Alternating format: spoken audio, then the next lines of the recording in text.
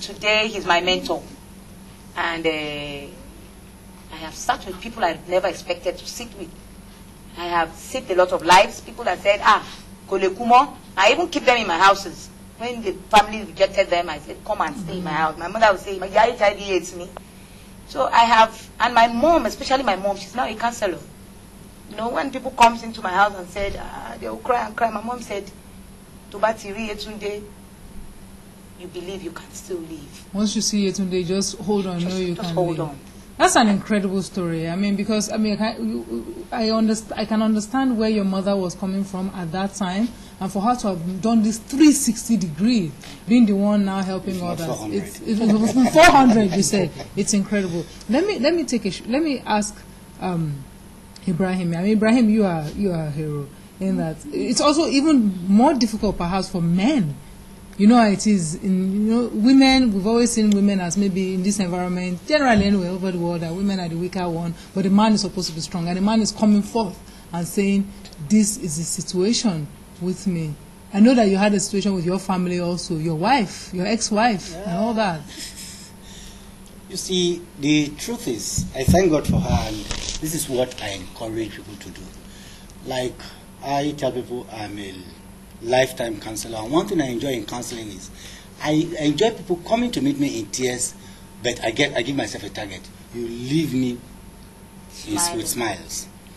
You see, the truth is, this is a very clear example, a very clear story of stigma. She saw stigma in its naked form, and I appreciate it.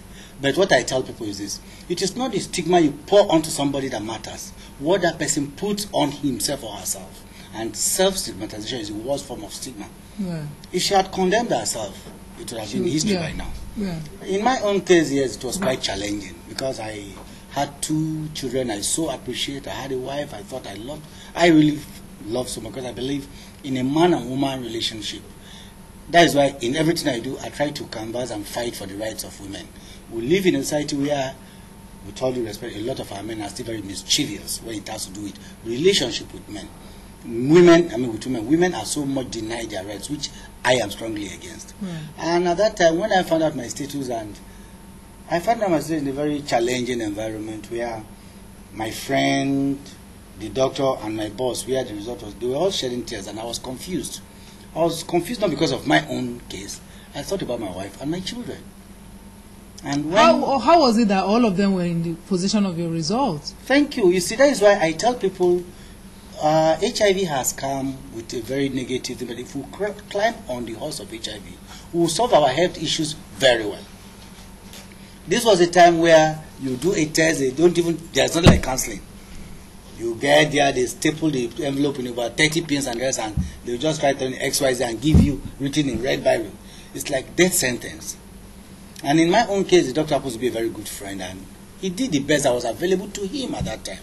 But his concern was that I was working in a company where he had good relationship with our company, and both my boss, and he said, what about Ibrahim's job? So he spoke with my friend. My friend told him, we can't keep it away from him. That guy, he has a mind of steel. We still have to tell him. Let's tell him. So they wanted to get my boss really incorporated into bringing me out of bondage, quote unquote. And when the news was broken, they were quite supportive. My friend is still very close to me, and the doctor is still a good friend. And when I was confused initially, but when I now finally took my wife for a test and my kids are free, I said, okay, a new chapter is opened. There was another challenge again. My wife now negative, I positive, being a Muslim, she a Christian. Her own church pastor encouraged our dissolution. And that is why, you see, that is why I tell God, I like challenges. Because from challenges I pick up my path. I always tell God, give me the strength to make my stumbling blocks be my stepping stones.